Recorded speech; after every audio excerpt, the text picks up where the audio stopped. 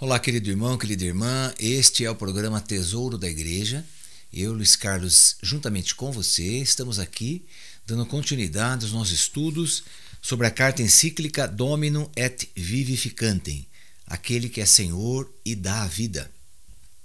É um documento sobre a pessoa do Espírito Santo do Papa João Paulo II. Nós estamos aqui no segundo capítulo deste documento, que tem como título O Espírito que convence o mundo quanto ao pecado. Hoje vamos entrar em um subtítulo que diz O testemunho do princípio. A realidade original do pecado.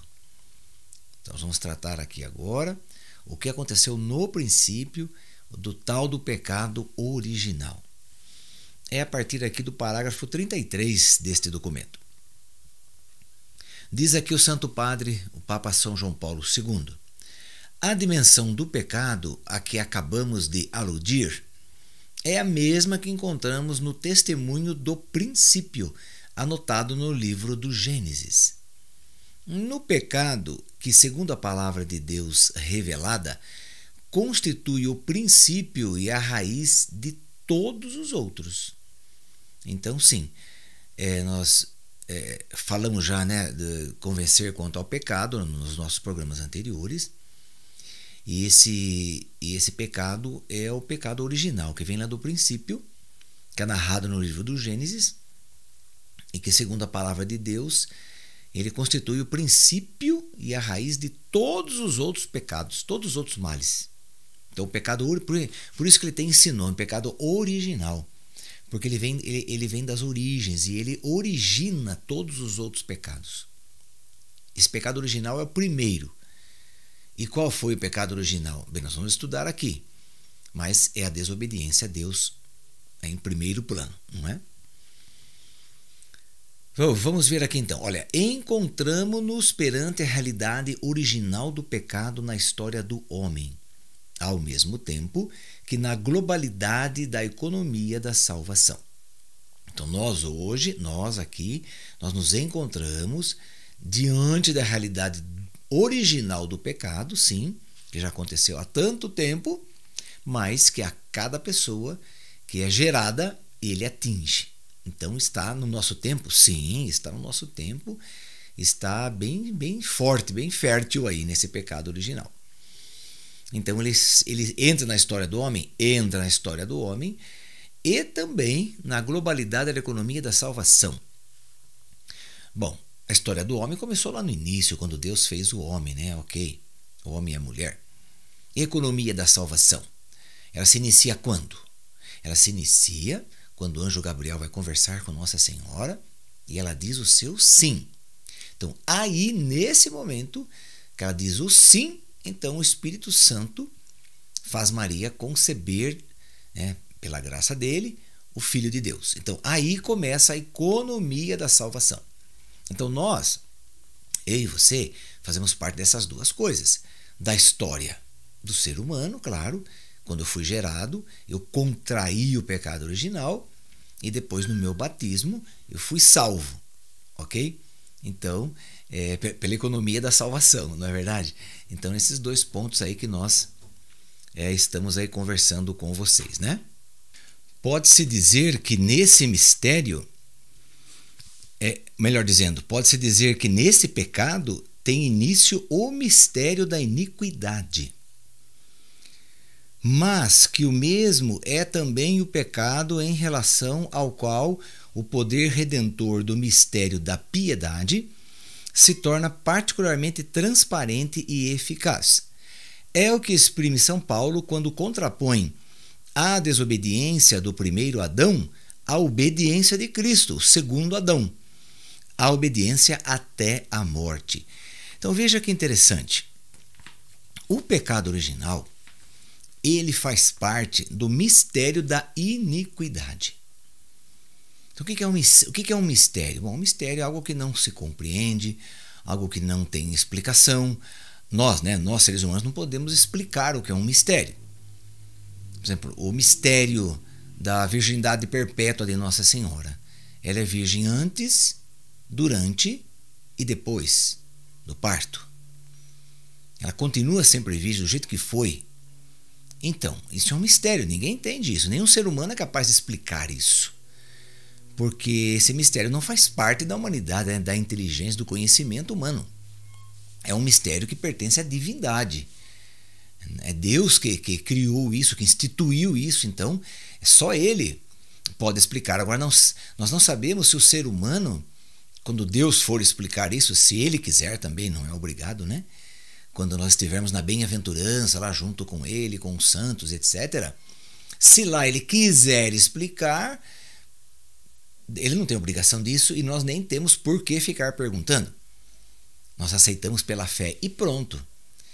Mas aí que está, mesmo se Ele for explicar, talvez o ser humano, a inteligência do ser humano, não consiga absorver essa explicação, não consiga chegar ao entendimento, sabe? Então por isso que se torna um mistério. Mistério tanto aqui para nós que estamos neste mundo, quanto um dia pudermos estar no céu com Deus e com a mesma inteligência que temos aqui, porque não vai ser alterada a nossa inteligência. Então eu, na minha simples aqui humildade, né, no meu simples entendimento, no meu humilde entendimento, eu penso que nós não, mesmo se Deus quiser explicar, a gente não vai entender os mistérios de Deus, né? Como é que Deus pode ser 3 pessoas em um só Deus? São completamente iguais e completamente diferentes. São coisas que não dá para entender. Mas nós precisamos de explicação? Nós precisamos entender isso para acreditar em Deus? Claro que não, aí que está. Então, mesmo sem entender, eu acredito, eu sirvo, eu amo, eu adoro e quero ser Senhor na minha vida. Não preciso de entendimento. Ficar pedindo para Deus é a mesma coisa. Olha, ficar pedindo para Deus o entendimento disso ou daquilo é o mesmo pecado que Satanás queria que Jesus cometesse. O pecado da tentação de falar, já que está escrito na palavra que eu posso pular deste monte, e onde o Satanás levou Jesus, né? Que eu posso pular deste monte e os anjos vão me segurar, porque está escrito na palavra, então eu vou pular. Isso é tentar a Deus. Então, mesma coisa com a gente. Se eu ficar, por exemplo, olha, muitos reis ali, imperadores da época de Jesus, queriam conhecer Jesus e ver ele fazer um milagre. Então trouxeram Jesus para ser julgado, etc. Mas o interesse deles, né, no caso Herodes, né, quando Pôncio Pilatos mandou Jesus para ser julgado, então Herodes queria ver um milagre. Imagine que Jesus ia fazer isso, ia fazer um milagre só para satisfazer o desejo de Herodes, ou então de outras pessoas que seguiam aí Jesus para prejudicá-lo e queriam ver ele fazer milagres, mas só para julgá-lo, só para condená-lo. Sabe, é a tal do querer ver, né? É a novidade, é bacana ver um milagre. Então, isso não cabe a mim e a você. Se você acredita em Deus, então você não tem o direito, meu irmão e minha irmã, de ficar exigindo de Deus as coisas. Exigindo que Deus explique um milagre para você, faça você entender. Não, você não tem que exigir nada. Se você ama a Deus, você ama e pronto. E pronto, e ponto final também. Você ama, ok, então vai amar seu irmão, vai amar seu próximo, mas não ficar querendo exigir de Deus coisas. Imagine, isso não cabe a nós. Não cabe àqueles que amam a Deus, aqueles que servem a Deus. Não cabe de jeito nenhum. Caberia aí se você fosse um infiel, se você fosse uma pessoa que não acreditasse em Deus. Tem muita gente, né? Muito cristão, inclusive. Muito católico, inclusive, não só cristão. Cristão pode ser protestante, católico, evangélico, né? Mas eu vou falar da nossa religião, né? Tem muito católico que fica aí, que fica testando Deus. Se o Senhor fizer isso para mim agora, aí eu vou acreditar no Senhor. Aí eu vou buscar a igreja. Isso aí é tentar a Deus. É a mesma coisa que o demônio fez com Jesus lá em cima do Monte das Tentações. Mesma coisa. Então eu e você não podemos agir assim de forma alguma. De forma alguma. Aí nós estamos entrando no mistério da iniquidade. Então vamos lá, voltemos aqui no mistério da iniquidade, né? Pode-se dizer que nesse pecado tem início o mistério da iniquidade. Exatamente. O mistério do mal. O reino do mal, que eu falei para vocês já em programas passados aqui, que o reino do mal é um reino muito, muito grande. Claro que não é maior que o reino de Deus, evidentemente que não, mas é um reino grande e poderoso. Poderoso para agir contra nós, né? Não contra Deus. Ninguém pode contra Deus, ninguém pode. Deus é vencedor de tudo, Jesus é o vencedor absoluto. Tudo está sujeito a Cristo, tudo está sob os seus pés. Não é? Então ele é o Senhor de todas as coisas, claro que é. Mas eu estou dizendo a você que o mistério da iniquidade é grande. E o mistério da iniquidade, ele tem início no pecado original, pecado das origens. Ali se institui o pecado original. Ou melhor dizendo, no pecado original se institui o mistério da iniquidade, que vem do reino de Deus. Perdão, que vem do reino do mal, né? Vem do reino do mal o mistério da iniquidade, e desse reino do mal se inicia o mistério da iniquidade com o pecado original. Então vamos pensar assim: existe o reino do mal? Existe. Instituído por quem? Por Satanás e os discípulos dele que foram expulsos do paraíso. Então, tudo bem, eles pertencem ao reino do mal que eles mesmos criaram. Ok. Agora, o mistério da iniquidade que os homens participarão, veja, até então o reino do mal era do Satanás e dos seus demônios. Agora, ele vai oferecer esse prato, né? Oferecer esse alimento para o homem e para a mulher. Ok? Então, no homem e na mulher, né? Quer dizer, no ser humano, se inicia um processo chamado mistério da iniquidade por causa do pecado original. Aí sim. Esse mistério da iniquidade, diz aqui o Santo Padre São João Paulo II, que ele será vencido pelo mistério da piedade, que é Jesus Cristo, que foi instituído por Jesus. Então o pecado original foi instituído por Satanás, no primeiro homem, Adão. O segundo homem, Adão, vai instituir o mistério da piedade, que é o oposto ao mistério da iniquidade. Por isso que ele diz aqui, né? Pode-se dizer que nesse pecado tem início o mistério da iniquidade, mas que o mesmo é também o pecado em relação ao qual o poder redentor do mistério da piedade se torna particularmente transparente e eficaz. É o que vai dizer São Paulo quando contrapõe a desobediência do primeiro Adão. Então Adão, lá junto com Eva, desobedeceram ao Senhor. E por causa disso, adquirir o pecado original, que leva à morte eterna. E que se perde o paraíso, se perde a presença de Deus, se perde aí de ter Deus como Senhor. Ok? Agora, então, esse primeiro Adão fez tudo isso. O segundo Adão, como a teologia católica chama, que é Cristo, Deus encarnado, ele é o homem obediente. Então, o primeiro homem foi o desobediente, que fez instituir o mistério da iniquidade. Agora, o segundo homem, o segundo Adão, que é o obediente, institui o mistério da piedade. Ok?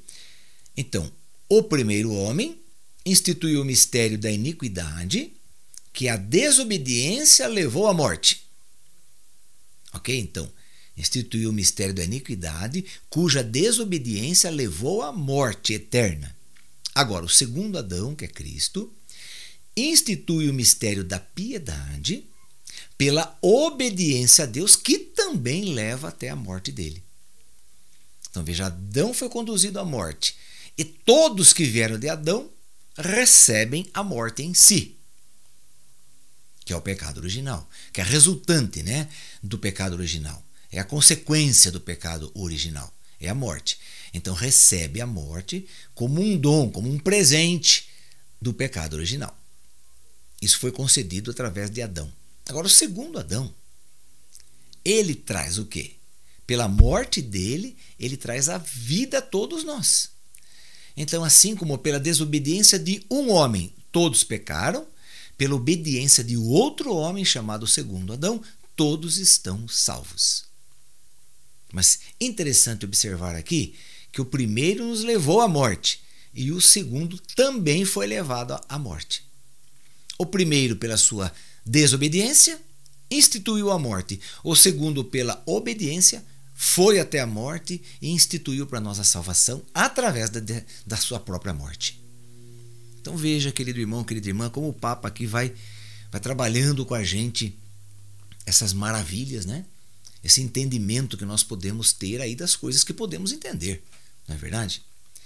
Daí ele continua aqui dizendo o seguinte: atendo-nos, quer dizer, nos colocando muita atenção nossa ao testemunho do princípio, o pecado, na sua realidade original, verifica-se na vontade e na consciência do homem, primeiramente como desobediência, isto é, como oposição da vontade do homem à vontade de Deus. Então é aquilo que eu estava dizendo já no início do nosso programa de hoje. Então a desobediência de um homem, que no caso aqui Adão, esse é o pecado original, desobedeceu a Deus. Então todas as vezes que eu e você desobedecemos a Deus, nós estamos nos remetendo a esse pecado original. Então, se nós cometemos pecados mortais por causa da nossa desobediência a Deus, então nós rompemos o laço da salvação. Gente, isso é muito sério. Nós rompemos o laço da nossa unidade com Deus, rompemos ele. Perdemos o amor de Deus, que na teologia nós chamamos de perdemos a caridade. No pecado original nós rompemos com a caridade de Deus. Gente, isso é muito sério. Daí o mistério da iniquidade adquire poder novamente sobre mim, que já fui salvo pelo mistério da piedade. Já fui salvo pelo mistério da piedade, sim, no meu batismo. Mas se eu cometi um pecado mortal, eu rompi com essa aliança que Jesus instituiu na cruz, com o corpo dele, a vida dele, o sangue dele. Eu rompi com isso. Eu perdi a salvação. Então, no pecado original, no pecado mortal, eu perco a salvação. Então, se eu me arrepender, se eu buscar me confessar, e buscar um sacerdote, né, para conversar com ele sobre o que eu fiz, que eu estou arrependido, eu não quero mais fazer, então ele vai me colocar novamente na aliança de Cristo. Eu volto então para Deus. Mas se eu não buscar o sacerdote, se eu continuar nesses pecados mortais, eu já voltei a pertencer ao mistério da iniquidade e não tenho mais salvação. Perdi a salvação, joguei fora, joguei no lixo. Então, Jesus nos dá garantias, várias garantias de salvação. Quem crer e for batizado será salvo. Ponto. Primeira promessa de Jesus, está lá em Marcos 16. Quem crer e for batizado será salvo. Ok. Outras promessas de Cristo, por exemplo, no Evangelho de São João, quando ele vai falar no capítulo 6 ali, sobre sua carne, né? Quem come minha carne e bebe meu sangue tem a vida eterna. Então isso é para nós católicos. Quem come minha carne e bebe meu sangue na Eucaristia tem a vida eterna. Quem crer e for batizado já está salvo. Então, são promessas de Cristo. Mas, quando eu cometo o pecado mortal, eu perco essas garantias. Veja, é uma garantia, né? Se você come a Eucaristia, então é garantia da sua... Você tem garantia de ser salvo. Mas você pode pegar essa garantia e jogar no lixo, se você estiver em pecado mortal. Você rompeu com a salvação, você rompeu com a aliança, você rompeu com a cruz, rompeu com Cristo. Você perdeu seu direito à salvação. Porque comungar o corpo de Cristo, veja, querido irmão, querida irmã, quando você comunga o corpo de Cristo na Eucaristia, você tem que ser transformado em Cristo. Não é Cristo que tem que ser transformado em você. Não, daí não adiantaria nada. É você ser transformado em Cristo. Então você buscar essa santidade, ser um homem, uma mulher justo, justa. Buscar amar a todos sem distinção, perdoar a todos sem desculpas. Então aí sim você está crescendo em você, está nascendo em você um novo homem, uma nova mulher. Agora, se você come a carne de Cristo, bebe o sangue de Cristo na Eucaristia, mas vai para o adultério, vai para o roubo, vai desviar dinheiro lá da sua empresa, do banco que você trabalha, não sei, vai praticar injustiça com as pessoas, vai escolher pessoas para ser seus amigos, ou você amá-los, ou você vai, escolher pessoas, discriminar pessoas. Então, meu irmão, minha irmã, não está adiantando nada você comungar e pior. O que São Paulo diz? Que quem come a carne de Jesus e bebe o sangue de Jesus sem distingui-lo, está comendo e bebendo sua própria condenação. O que ele está falando aqui? Sem distinguir o corpo de Cristo. Eu continuo fazendo o que eu quero. Isso é sem distinguir.